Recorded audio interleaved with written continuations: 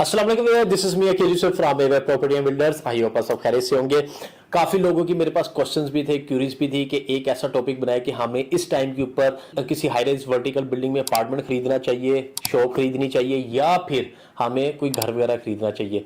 तो आज हम इस वीडियो का आगाज़ करते हैं। मैं बात ज़्यादा करूँगा कि बहरिया टाउन, बहरिया ऑर्चर्ड, इधर की ही बात करूँगा। तो इसी की एग्जाम्पल आप किसी भी सोसाइटी के अंदर देख सकते हैं।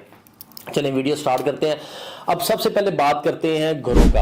आजकल घरों का जो ट्रेंड है वो आपको पता है कि बहुत डे बाय डे कम होता जा रहा है। उसकी रीज़न क्या है? सबसे बड़ी रीज़न ये है कि इन्फ्लेशन जो इस टाइम पे पाकिस्तान में चल रहा है, हर डे बाय डे आपकी हर चीज़ की कॉस्टिंग बढ़ती जा रही है। चाहे ईंटें आप खरीद, बजरी, सीमेंट, कुछ भी आप लोहा वगैरह कुछ भी खरीदते हैं, आयरन वगैरह, तो उसके अंदर सिनेरियो ये है कि आप इस टाइम के ऊपर जो रेट ले रहे हैं वो कल 2 दिन बाद रेट डिफरेंट होगा, हफ्ते बाद डिफरेंट रेट होगा। तो मजीद ये इंक्रीज होता जा रहा है, डिक्रीज की तरफ नहीं आ रहा। तो कहने का मकसद ये है कि अगर आप मिनिमम प्राइस के ऊपर भी कोई प्लॉट बाय करते हैं तो उसके ऊपर कंस्ट्रक्शन कॉस्ट भी डालें, तो अगर 5 मरले प्लॉट की भी एग्जांपल लेता हूं तो वो 1,10 से लेके 1,20 तक रेट जा चुका हुआ है 5 मरले की कॉस्टिंग। जस्ट डबल स्टोरी, क्योंकि आपका बहरिया टाउन जैसे ब्रांड के अंदर आपका डबल स्टोरी ही बनना है, क्योंकि सिंगल स्टोरी बना नहीं सकते। तो आप इससे अंदाजा लगाएं कि 1,10 से 1,20 की जो कॉस्टिंग है तो वो भी आपने लमसम ही पे करनी है। लमसम का मतलब यह है कि आप जो कंस्ट्रक्शन स्टार्ट करते हैं तो उसके बाद आपका काम रुके ना, तो जिसकी वजह से आपको मतलब समझ लें कि 2 महीने, 4 महीने, 6 महीने, जहां तक आपके वो होता माइंड होता है कि 4 महीने के अंदर घर बनता है तो 4 महीने तक आपको ये पेमेंट पूरी पे करनी पड़ेगी, तो आपका घर रेडी होगा।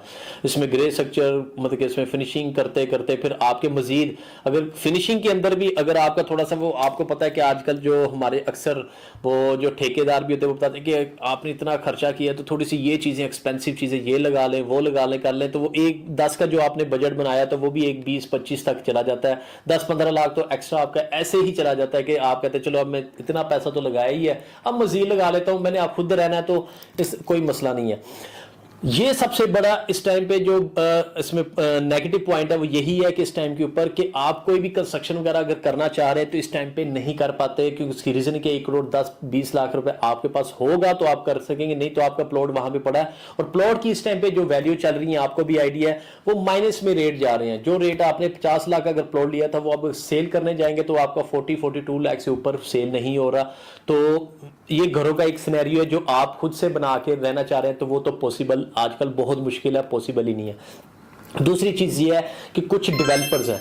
डेवलपर्स क्या है, वो आपसे वो कहते हैं कि आप हमसे कांटेक्ट करें, हम आपको घर बना के देंगे, प्लॉट देंगे, उसके ऊपर जो आप प्लॉट फाइनल करेंगे उसके ऊपर हम आपको घर बना के देंगे 3 साल की इंसान के साथ पे, 2 साल पे या साल पे, चॉइस आपकी अपनी है। लेकिन वो रेट आपको जो मिलेगा वो आप कम से कम भी आइडिया लगा मतलब कि 30-40 लाख 50 लाख ऊपर रेट ही मिलेगा। उसकी रीजन ये उन्होंने अपनी भी कॉस्टिंग निकालनी होती है, जो उनका राइट है।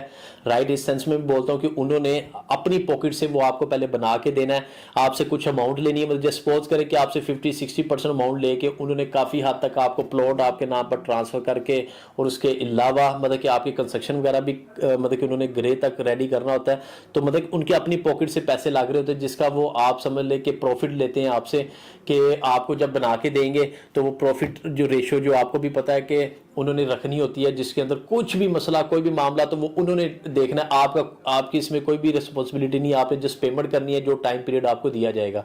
तो 2 सिनेरियो है कि आप अगर वो लेते हैं, मिसाल के तौर पे अब बात कर लेते हैं इस प्राइसेस कैश पेमेंट के ऊपर और इंस्टॉलमेंट के ऊपर। अगर कैश पेमेंट के ऊपर आप टोटल सारे सम अप करें, अगर आप बैरिया ऑर्चर्ड की एग्जांपल ले लेते हैं, बैरिया ऑर्चर्ड के अंदर आपका प्लॉट 50 लाख का प्लॉट था, 1,20 की कंस्ट्रक्शन कॉस्ट आ गई तो आपकी हद से थोड़ा सा ऊपर नीचे लगा के कैश पेमेंट के ऊपर आपका 2 करोड़ का घर पड़ गया। मतलब कि ओवरऑल टोटल मैं बता रहा हूं, अगर आप इसी को इंस्टॉलमेंट पे लेंगे वो 2,20-25 लाख के अंदर आपको पड़ेगा या 30 लाख के अंदर पड़ेगा। तो ये फर्क आपको यहां पे नजर आएगा। चॉइस आपकी अपनी है कि घर में मतलब कि अगर आप लेना चाह रहे हैं तो आपको इससे नीचे घर वगैरह नहीं मिलेंगे इस टाइम के ऊपर। अब इसका कंपैरिजन अगर उस पर करें अपार्टमेंट्स का, हाई राइज के अंदर मेरी चॉइस भी इस टाइम के ऊपर यही है कि आप वर्टिकल जो बिल्डिंग है, बड़े बड़े प्रोजेक्ट्स हैं, बस आपने उनकी ऑथेंटिसिटी देखनी है और डेवलपर की क्रेडिबिलिटी देखनी है कि वो उनकी क्या मार्केट में चल रही है, वो डिलीवर कर पाएंगे या नहीं कर पाएंगे। जस्ट आपने ये चीज देखनी है।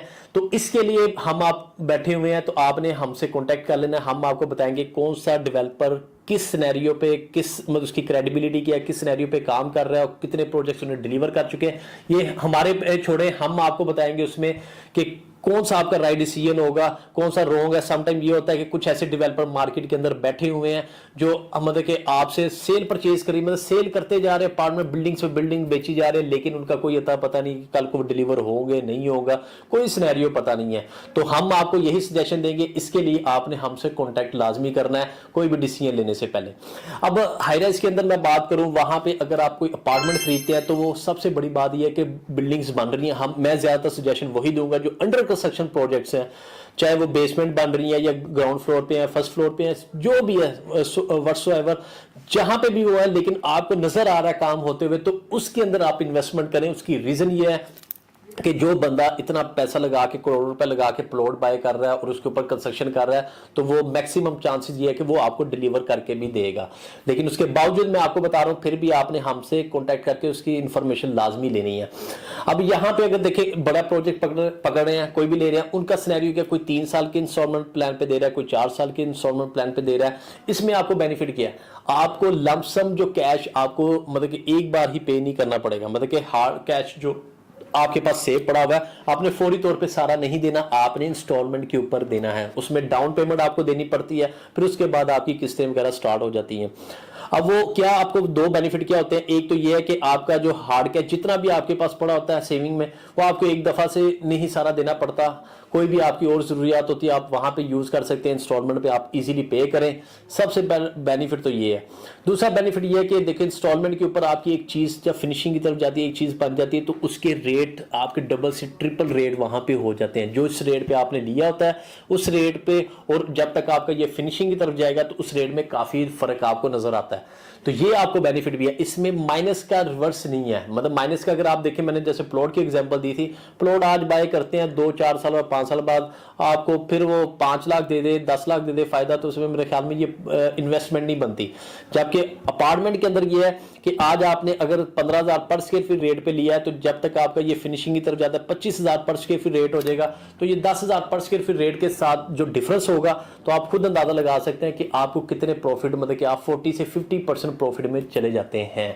तो मजीद इसके अलावा मैं आपको बताता चलो, किसी किस्म की डिटेल जाननी आपने मुझसे कांटेक्ट कर लेना। शॉप्स का मैंने इसलिए नहीं बताया कि जब आप मुझसे शॉप के बारे में पूछेंगे तब आपको उसकी भी डिटेल मैं ब्रीफिंग के साथ बताऊंगा, क्योंकि आज मेरा सिर्फ टॉपिक यही था कि अपार्टमेंट वर्सेस हाउसेस किस में ज्यादा इन्वेस्टमेंट करनी चाहिए, क्योंकि रेजिडेंशियल की बात हो रही थी, इसलिए मैंने अपार्टमेंट का और हाउसेस का कंपैरिजन किया था। तो इंशाल्लाह नेक्स्ट वीडियो में नेक्स्ट अपडेट के साथ मैं फिर हाजिर होऊंगा। अपना ख्याल रखना। अल्लाह हाफिज।